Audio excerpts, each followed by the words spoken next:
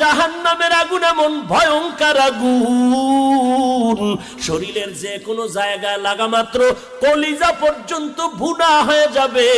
মদিনার নবী বলতেছেন 500 বছর দূর, ওই 500 বছর দূরের থেকে জাহান্নামের আগুনের গরমটা আসিয়া জাহান্নামীর শরীরের মধ্যে যখন লাগবে, জাহান্নামের আগুনের গরমে শরীরের চামড়াগুলো খসে খসে পড়ে যাবে।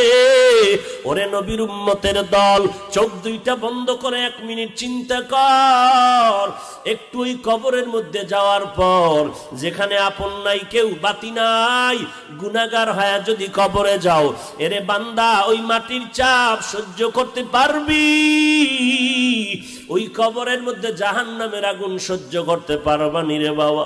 আল্লাহর কাছে ক্ষমা চাও, ও আল্লাহ, আমার মতো দুর্বল আর কেউ না।